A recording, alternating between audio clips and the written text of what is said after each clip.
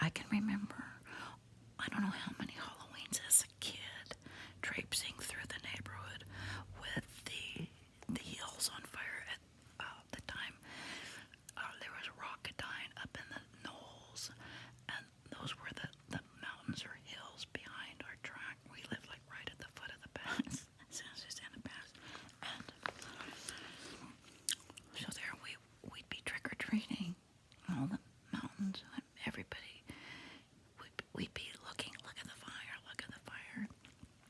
No electricity was shut off. We didn't lose electricity, but it was like all the hills around us were on fire, and still everybody in the neighborhood. That was back in the day when tons of kids were out doing trick-or-treating, and every house had tons of candy. And the thing I remember most are two things. Me and my friends and the moms all doing trick-or-treating, gawking at all the fires, all ablaze, the mountains all ablaze around us. And my dad asking my mom, get my insurance, get my fire insurance, get my insurance paper, get this, because he used to have these important metal boxes that he would keep his important stuff. So while we were doing that, he would be getting all this stuff ready to throw into, at the time, our 1960 something Ford Econoline van, avocado green. And he'd have all this stuff, but mainly in my mind I could hear my dad saying, where's the insurance papers? Where's my fire insurance? Where's the hazardous?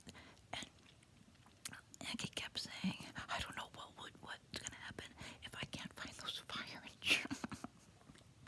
And I'm not laughing because people have lost their homes, and but I laugh at the contrast between my mom and dad. My dad really understood things, and my mom kind of did. She was good at taking care of the kids, and that's what she did. And dad was good at providing, taking care of the house, family, and home, all that stuff. So, and my dad, bless his heart,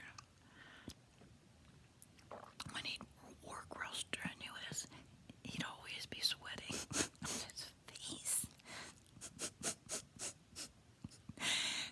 Here we are trick-or-treating. It's like 100 degrees at night, and I'm in my Casper the Ghost costume. I specifically remember the masks were so hot, and Dad was home doing the candy and handing out candy to the kids. He had the candy on the porch, and there he was in his white t-shirt and pants, trying to load up the van while trying to be nice to the trick-or-treaters, and he kept sweating his forehead with his forearm back and forth,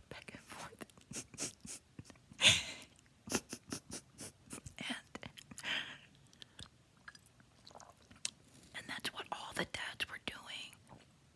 I think at that time we were the only one in the neighborhood with an Econoline van.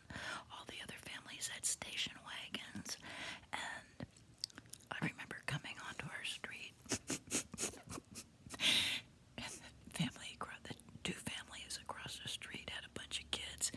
They had their cars in the driveway, and the two houses next door and on the other side of us, all doing the same thing, but we thought nothing of it, you guys. And when I think back at how things were handled back then, it's just such a miracle that we all lived to tell the story. And, I think I get my anxiety and my stress from mine. In fact, I know it's inherited from my mom. And the crazy part is,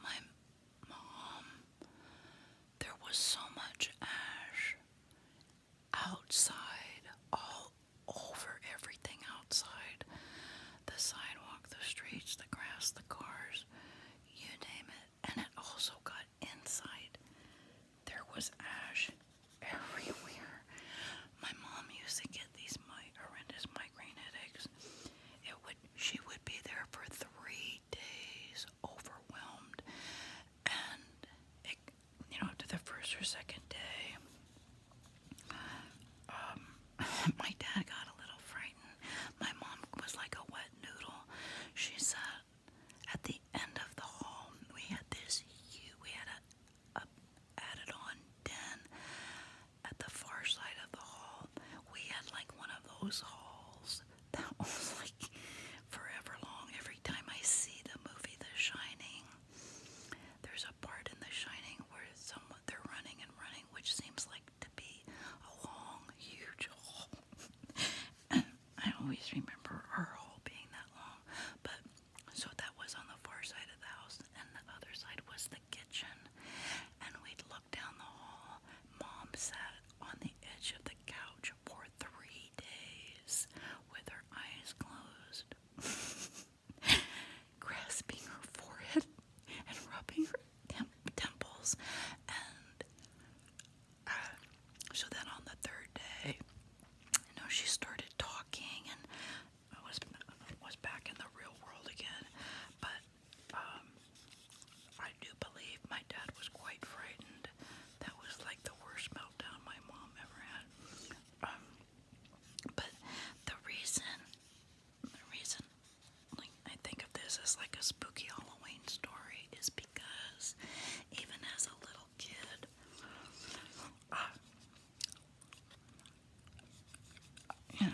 so I was like 10. I was between 8 and 10 years old, I'm thinking.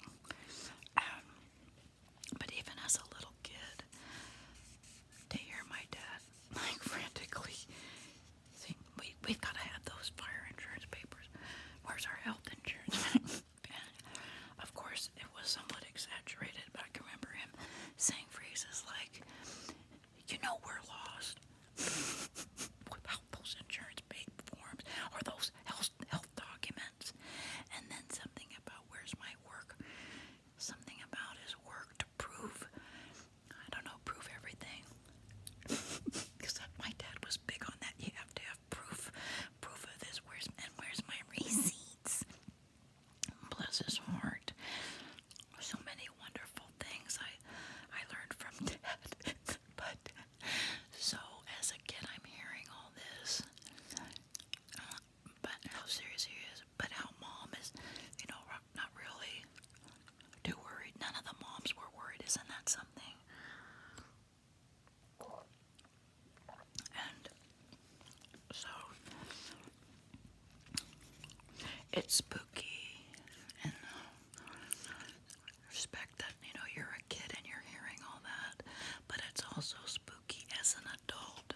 I'm thinking of my mom, and I know she had to have been putting up a good front that night because she must have already known, because this just didn't happen one Halloween.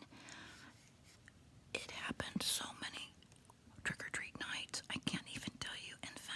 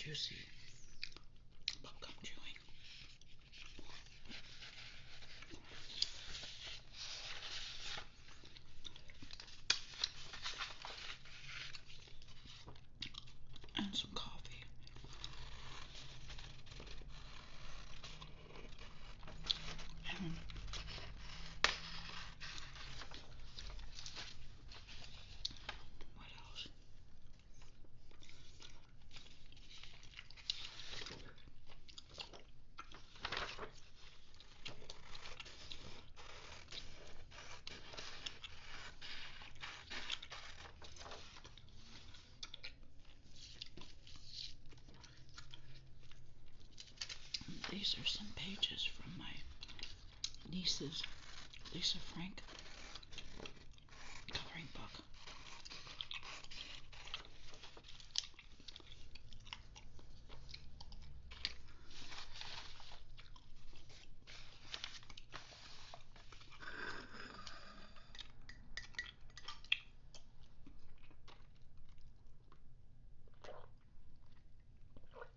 I have three camping stories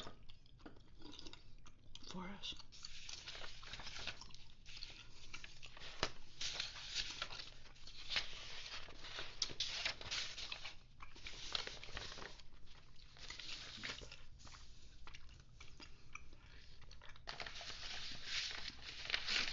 And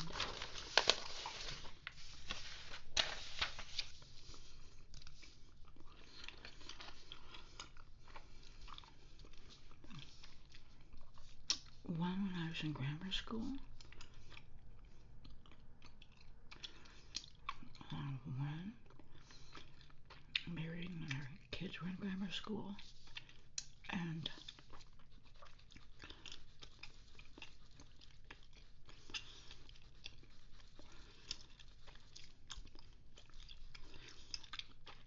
one when I was in high school.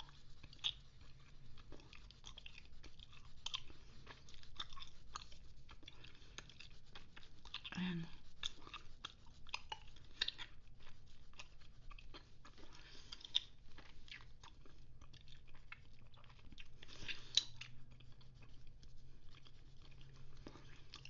the first one was like a nightmare. I think the nightmare was for my mother. Obviously, that's why that camping trip only lasted like not even 24 hours. My mom is not the camping type or the outdoors type. She's not an outdoorsman or outdoorswoman. And so I believe the camping place was Bass Lake, like somewhere in Fresno, Bakersfield, California.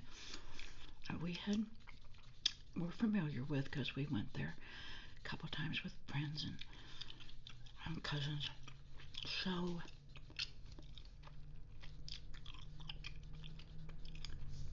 this was prior to 1973. I'm thinking 1970, 1969.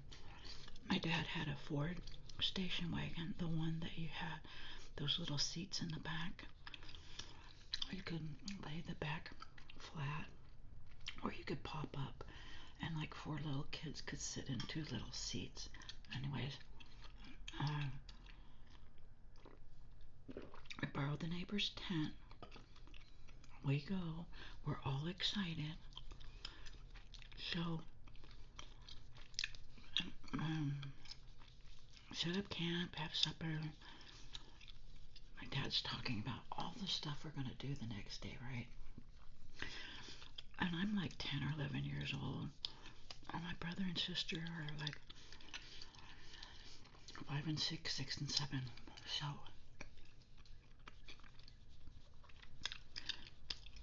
we find out later that I guess there was a skunk that was rummaging through our campsite. It was just like covered in our area. Apparently, my mom was so hysterical and couldn't get the skunk away from our campsite. My mom was so crazy, hysterical about it. She made my dad pack us all up and go home. I'm serious. I will never forget the disappointment as a kid. I thought I was waking up from a bad dream. I wake up and I'm home in my bed. And I remember going to sleep thinking of all the things we're going to do the next day because my dad was saying, I'm going to go fishing, and I'm going to do this. this day, the disappointment, when I think about it, as a kid, that was like unbelievable. And I kept thinking, how did they get us all the way home and I didn't wake up? I was dumbfounded about so many things. And then the next day, I asked my brothers and sisters if they were you awake when we were getting packed up? Like, nobody was awake. Nobody remembers anything. That's like beyond unbelievable. How all three of us kids slept through the whole thing. How did that happen? Anyways,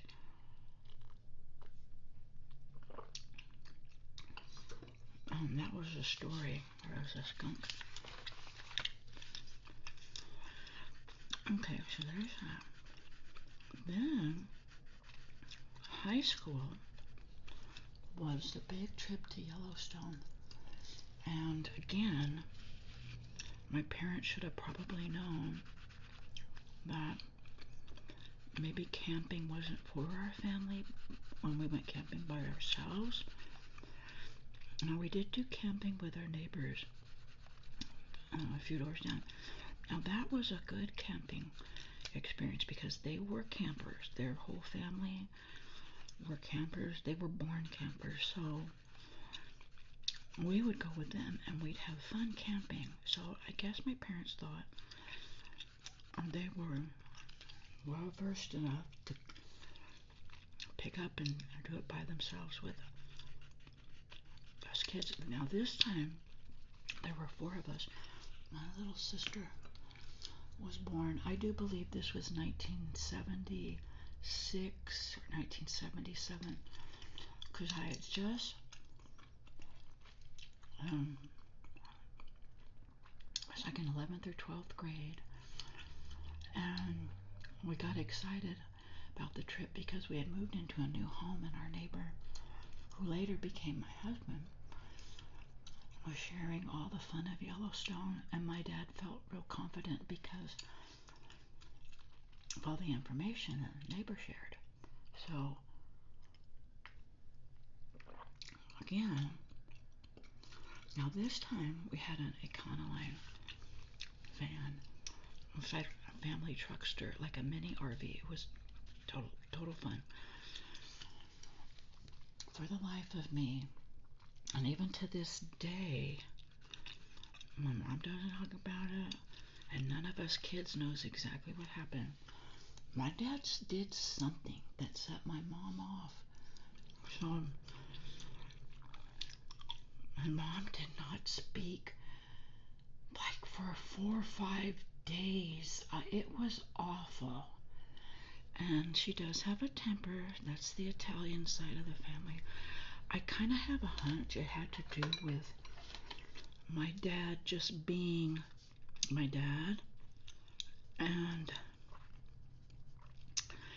he was a drinker, not an alcoholic, but he every night liked his drink. And he wasn't like a camper or a hobby person. He was, I guess you could say, he was like a workaholic. He was more of a serious person, but he would do family stuff. It wasn't that he was grumpy. He just didn't know or have the capacity to know how to just break loose and have fun. I think my mom was upset about those two things. I think it's just something that never got talked about. And I think she was hoping that every night he wouldn't have to have a need for a drink. I don't know exactly, but 4 or 5 days, and that was my mom's way. She'd get so mad, and we'd get the silent treatment for like 2 or 3 days. It was sickening as a kid. Anyways, so something happened like around the 5th day or so. We get into Yellowstone, and she's doing better, and she comes to life again. Oh my goodness. But thankfully, our memories of Yellowstone excuse me, my memories of Yellowstone are not that trip to Yellowstone. It's the Yellowstone trip that we took with our kids in late 80s, early 90s. So it was totally fun because my husband is an outdoors guy. I had a really good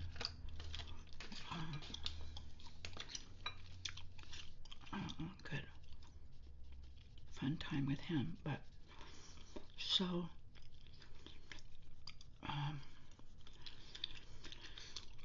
okay, so we did 2 stories. The third story was our kids were in grammar school. We're on a camping trip. Well, I guess maybe I have 4 stories. Oh, this is 2 combined, so it could be 1 maybe. Because it was like back-to-back camping vacations. So one was we were going somewhere where there were glaciers. Obviously, it wasn't here in Southern California. It was somewhere northern, central California. I mean, United States. Can't recall where. My husband, who had been there a few times in the 60s, early 60s, is telling us all about it, right? We get there. I think I've shared this before. We get there, and they're melted. And we go to the place, we're looking at the posters, we're looking at the tour. And my husband's looking around for like the line or the tour guide or something. And they say that the glaciers are melted. I could not believe it. The look on my husband's face was unbelievable. I couldn't believe it, but he more so because he had been there. And that was probably my first realization, like, oh my goodness, all these beautiful, wonderful things we have might not last forever.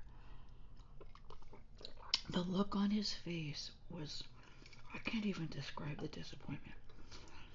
So there was that memory. Then,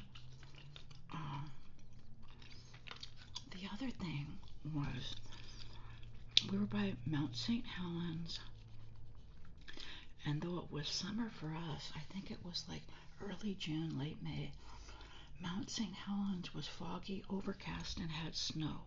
I can't believe that we were having a vacation in the winter. Oh, perhaps it was the Easter vacation earlier in the year. In any event, Mount St. Helens had snow, foggy, overcast, wet weather. Right? My husband is dead set that we're going to go climb Mount St. Helens. But of course, with 2 kids in grammar school, it's not going to be like a huge climb. It's just going to be, just to say, we climbed Mount St. Helens. We'll take like a little trail up, maybe a mile. Okay, we're all set. We have the boots or coats, and it was so spooky for me. Had it not happened to me, I probably wouldn't have really believed the depth of fear a person could have. Okay, we were pretty close. There was fog. Couldn't see too well. Within seconds, I could not see. Nobody could see the person like right next to them, right in front of them. It's like we were all stuck in the fog and couldn't see anything. And I was so frightened. I couldn't believe it. And at that point, I became my mother. And I was so upset, fearful, upset, and angry. Because I had kind of mentioned to my husband, do you think we should go? It's kind of hard to see. You want to hike up there, but we can barely see like 50 feet, 75 feet ahead of us. Oh, and he said, it'll be okay, I'll be okay. That moment was so frightening. I was screaming bloody murder, telling him, it's over, we're leaving, this is not happening. You can still say we climbed Mount St. Helens. We just didn't get up as far as you wanted to go.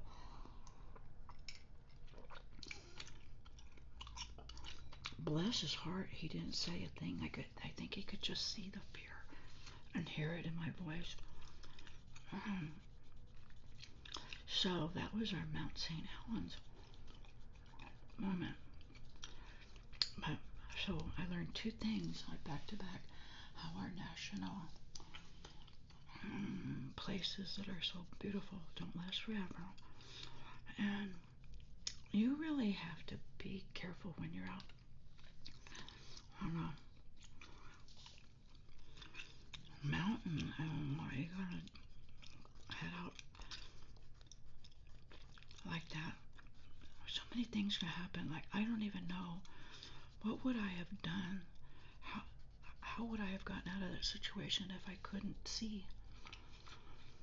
So I really learned the importance of you have to be serious out there. It's not like a fun Southern California trail or hiking trip out up a mountain. I'm not pretty serious. Anyway, so there's my story time. I haven't done a story time for a long time, have I?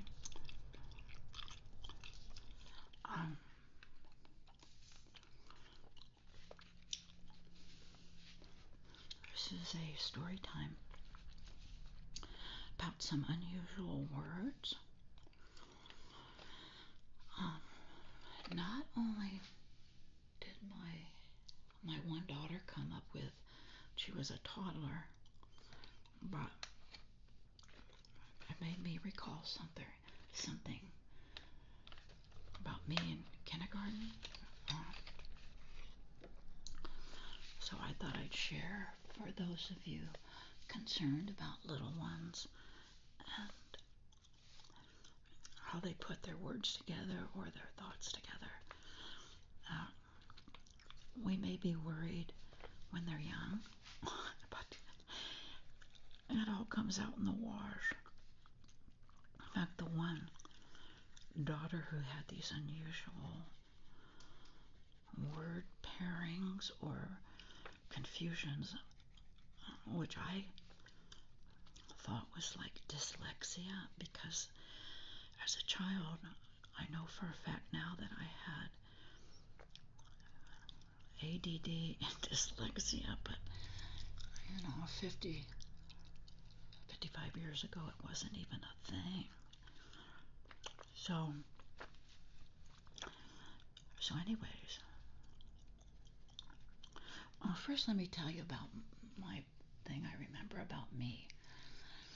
Guys, I was so positive that this was true. I must have asked my father a billion times because the confusion was so great. I was going to kindergarten. As a child, I did not know it was kindergarten. I thought it was kitty garden, like a little kitten. I know it was school, but I think because of the cartoons I watched back in the day, I had a picture of a cat, like a black and white cute kitty cat, and so somehow I was going to kindergarten. Yeah, it was school, but it was going to be a fun school, kindergarten, and the confusion was where, and I kept asking my dad, but what about fish garden? What about fish garden? Of all things, fish garden. And he said, there is no fish garden. It's just a kid. To this day, I have the image of the cartoon that I was positive there was a fish garden. There was a goldfish in a bowl, and the cat, the kitty cat that I was picturing when my dad would say I'm going to kindergarten, was there slapping the water trying to get the goldfish out of the bowl. Okay. So never did my dad say, we're going to kindergarten, we're going to kindergarten. And I never saw that there never was a time that he say that. Did he say that? I just saw the cat. I saw the goldfish together. For some reason, my mom was not part of this. I don't know why, but part of the conversation, and I was so confused and like I felt left by the wayside, like there's a missing piece. There has to be a kindergarten. So then when I finally go, they have 2 kindergartens. I have, like 20 some odd kids in one kindergarten class, and then next door there were 20 some odd kids in the next kindergarten class, which I'm guessing either had to do with test scores or just they had too many students, or maybe one class came a little later. I don't know. But I was convinced one was fish garden and my dad was hiding it from me because he knew I couldn't go to both. I could only go to one. But I remember asking around, are you in fish garden? Are you in fish garden? And boy, I think the same day I started asking the question, that the kids put the kibosh on that quickly for me, because they were like confused and like making me feel embarrassed and maybe not as intelligent as they were. So I think that just happened for a day. But I remember never feeling good about an answer and always feeling there's a fish garden somewhere. I just have to find it. Okay, so that was me in kindergarten. Okay, life goes on. We get married, I have kids. My 20s, early 20s, having kids. And then before they get into school, so obviously I think they're possibly, preschool or getting ready for preschool when you start talking. Not quite yet in kindergarten, I don't think. And my one daughter, who today is very intelligent, takes after her dad. She's very intellectual and less artistic. She's the one that had these word issues. But I thought, oh my goodness, she's going to be like me, which wasn't the case. So she comes up and she's adamant that she's going to wash her hair with pan shu. I keep telling her, no, it's shampoo. It's shampoo. She says, no, it's pan shu. Pan shu. So whenever it would come up, I'd say, no, you need to say pan shu. You need to say shampoo. Okay. It took forever. I'm guessing when she finally got in grammar school and the other kids told her that she figured out really shampoo. I'll never know how she came up with pan shu, other than I'm thinking she's dyslexic, right? Around the same time, the other word was telly button.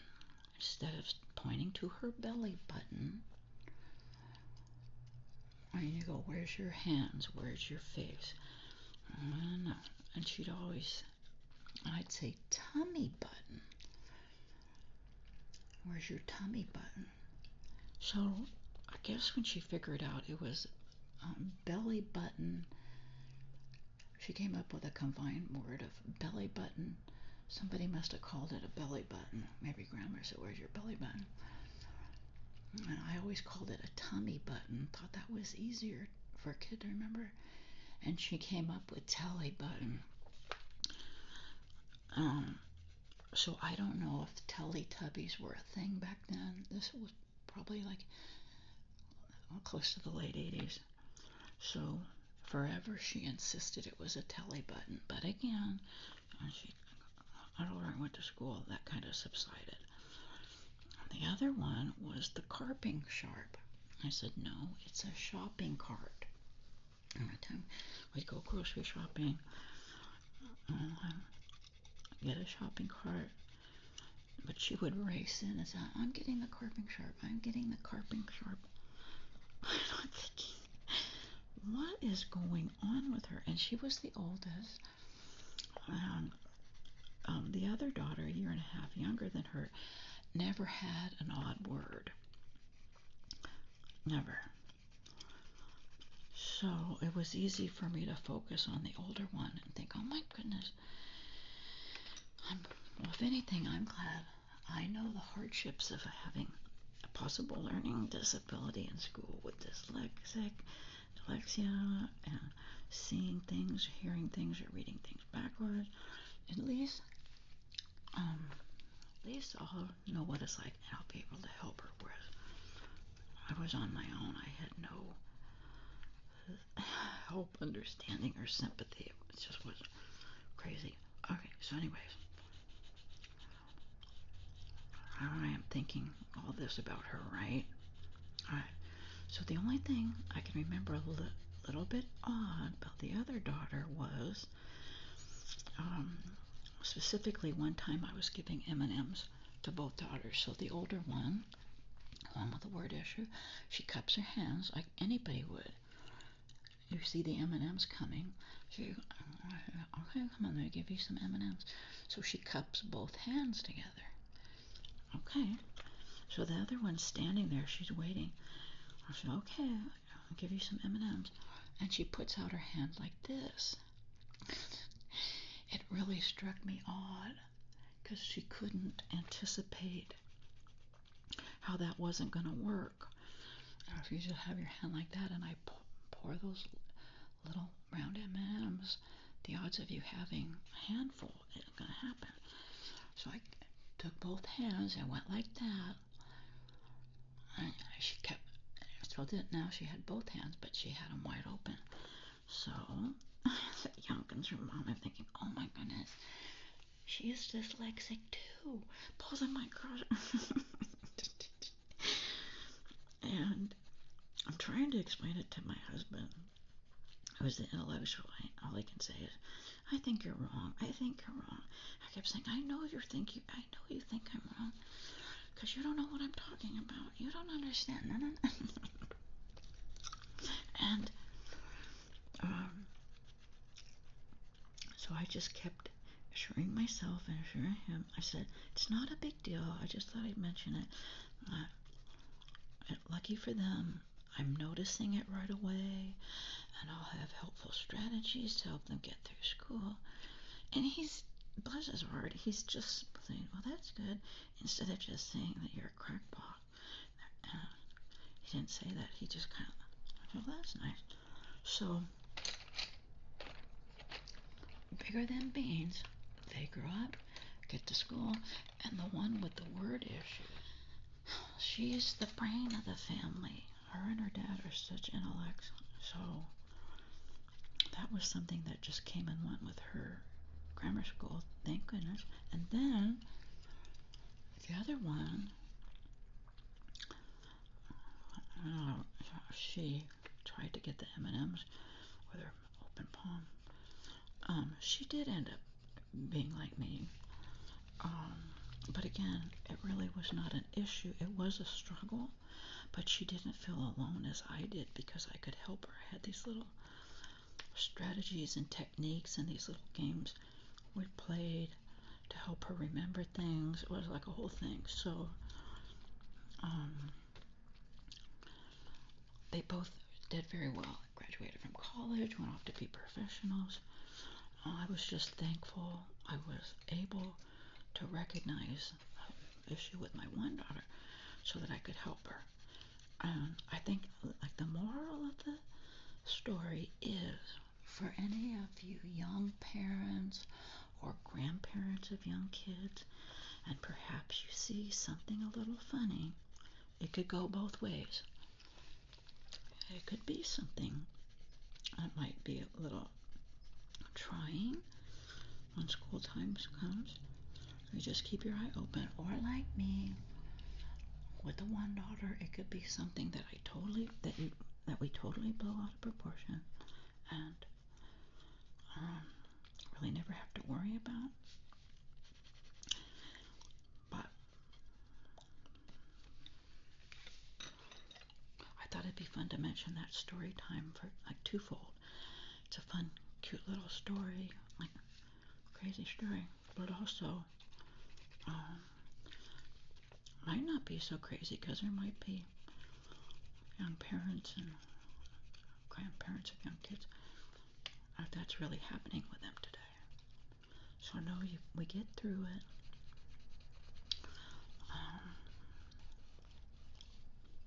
Anyways,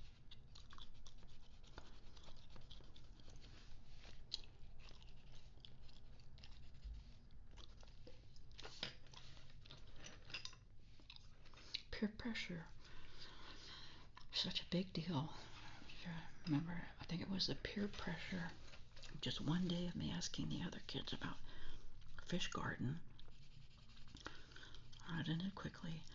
And then, as my one daughter with all the funny words got into grammar school, that kind of got fixed, so I wonder if she did the same thing.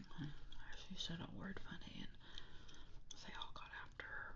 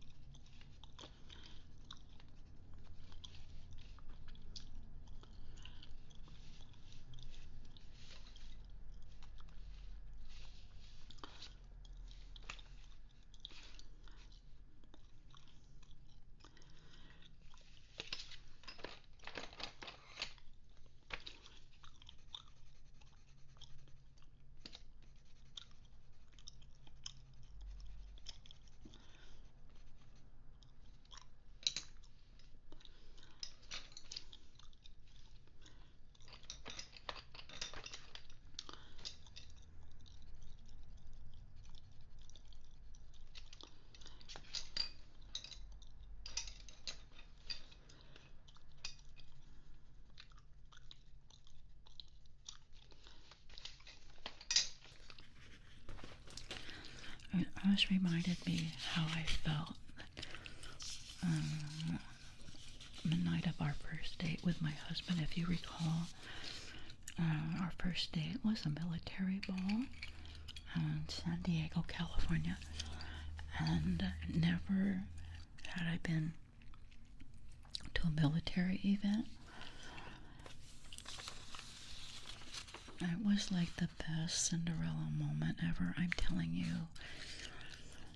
It wasn't until I got there, going through the evening, and my husband in his dressed uniforms taking me down I forget what you call it, like the introduction line. At the time, he was a major, or he had just become lieutenant colonel. So he was taking me down the reception line at the beginning of the ball, introducing me to all the big people and the generals, and oh my goodness, and he had such a big happy smile on his face. And as all this was happening and the whole place was looking at us, and I later realized that the reason why all these people were looking at him, there were hundreds of people there. I didn't know everybody really knew each other, and they knew my husband, that when he went to a military event, he never went with anybody. He was always alone. So for him to show up with me, and for him to be just parading me around, introducing me to every single person he knew, they knew something was up. So when I saw this picture in the coloring book, I had to take it out, and I thought, we'll do part 3 of the love story. And so I will do my best to try to find part 1 and part 2, and I will put the links to part 1 and part 2 in the description box below. So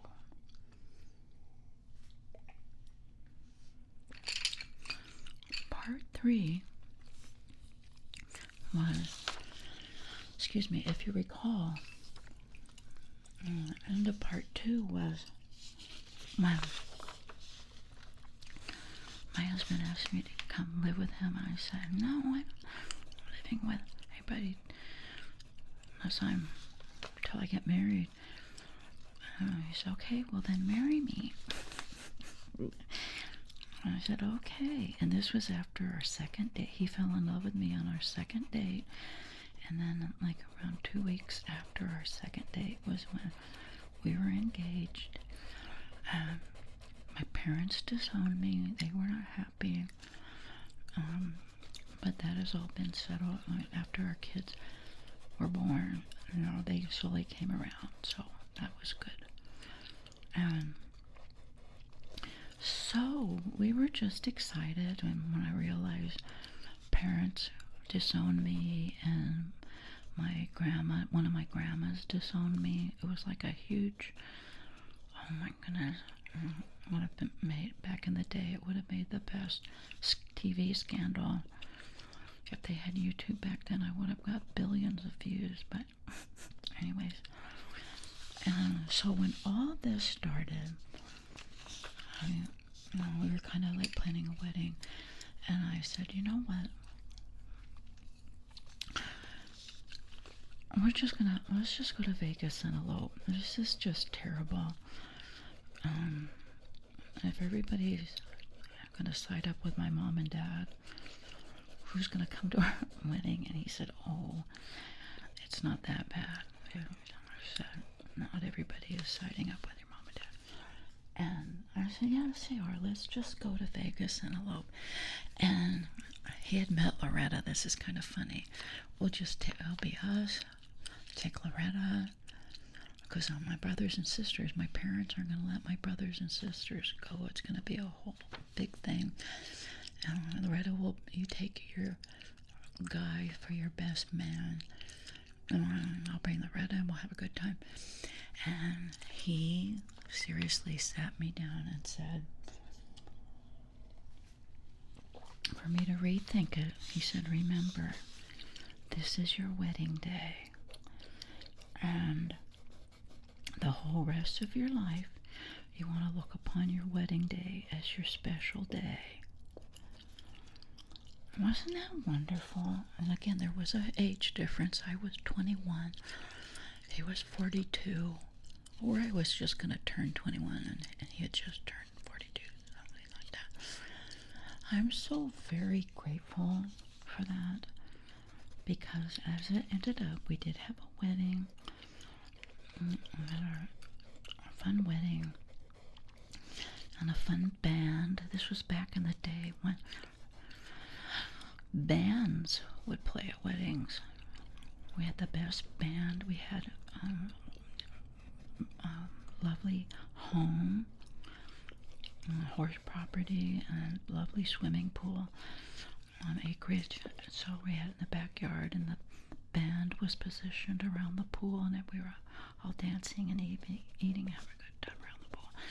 So I always tell our kids about that, how grateful I am, because here we are all these years later, and we're going to be married 37 years this summer, 2019. So here I am all these years later, looking back at a lovely wedding memory. Would it have been as lovely if it was shaded by sloppy seconds of running off to Vegas, which we both love. I probably love Vegas more so than he. He fell in love with Vegas more so after we had kids and got married. We were there every year, like once or twice a year, but so I'd be looking back at my wedding, and I would be overshadowed by, we ended up going there because my parents were mad. Everybody was mad. So we just have a beautiful wedding book. We have just everything's nice, and I'm so happy he knew to tell me that, Because, you know, I was just a young whippersnapper. I thought I knew everything. So, we're getting excited about our wedding. And another crazy event outside of my parents disowning me and having a fit was I got in a automobile accident like 2 or 3 days before our wedding. Oh my goodness. And luckily I wasn't hurt. I was very, very sore the next morning and obviously very shook up the night it happened. And this was back in the day when nobody wore seatbelts. This was 82. This was summer of 82. Now my husband, he would wear seatbelts. He was a military person, so he was really into safety. Anybody familiar with the back roads from Santa Barbara to Simi Valley?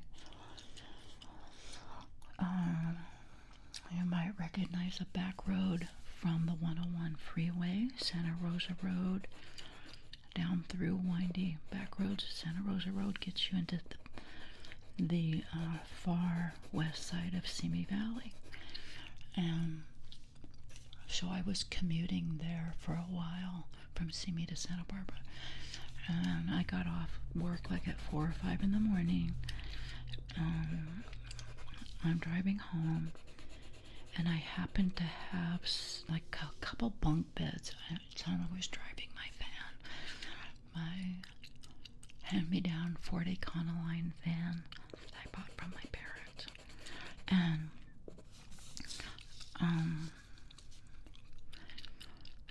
there's like this 45-degree angle or a 90-degree turn, like I don't know, it's called 90-degree turn. And it was foggy that night, and I'm winding my way to Simi Valley, and I knew there was this 90-degree turn was coming up, but because of the fog, I misjudged it, and I was still driving like the regular speed when I could barely see a few feet in front of me. Bigger than beans. Here comes a 90-degree turn, and I'm not ready for it, and I smash on the brakes, and I didn't hurry up and turn because I was afraid I'd flip. So I went at an angle, and I crashed right into this huge, huge tree. Again, no seat belts, but my head did hit the ceiling. I'm just so grateful that the glass didn't break. I didn't hurt anybody. Even the bunk beds, it was two twin mattresses and 2 twin box springs. Didn't go flying front and hit me. I was just real shook up. So here it is, like, I don't know, midnight, and the fog is out, totally spooky, right? So I go walking, and they had big homes there, fancy houses, and I go walking up, and I'm very familiar with the road. It wasn't I'm familiar with it.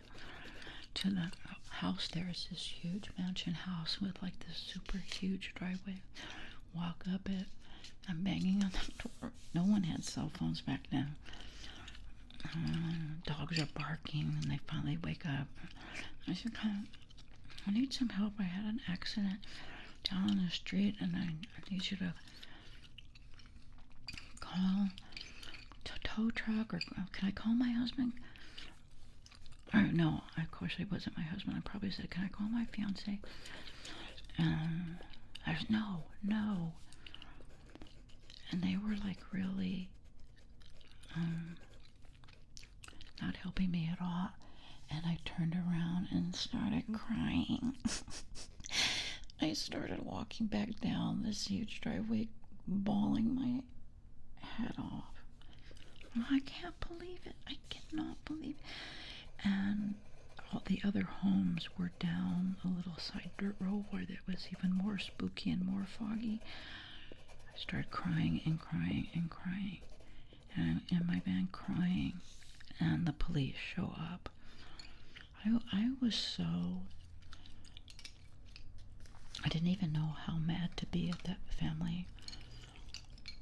I think if I was scared, I would have at least said, I'm calling the police. I said, go back down to your vehicle. I'm calling the police. And you can tell them about it. But for them to just say, like, no.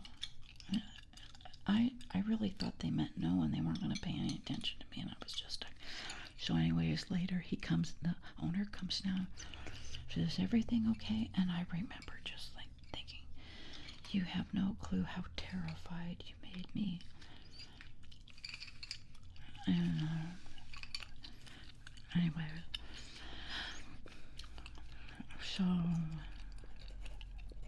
I got word to my fiance.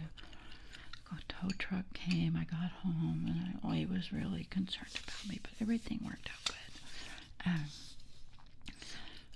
the police were really nice, and they were kind of questioning me, like, where am I going? Why am I out at that hour? And they, because it was so dark, and they were, so let me see your eyes. I said, what?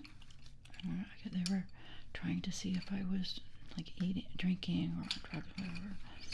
So, but they were very nice once they realized it. It was just a crazy little mishap. So that was like 2 days before my wedding. But like I said, I didn't get hurt. I was just very, very, very sore. Where's that blue at? Did I? I was very sore. That was not it. Did I lose the blue? And then the van was crunched right in the front, so I had this crunched up van sitting in the front of our house on my wedding day. And I'm just so grateful. Nothing serious happened. And then, so the following Saturday was our wedding day, and that was fun. Even the night before, as we were decorating and planning and getting all like happy and excited for the wedding the next day. It was fun too. Anyway, a reminder, if you enjoyed this video, please push the thumbs up like button. I really appreciate it. And as always, thanks for watching.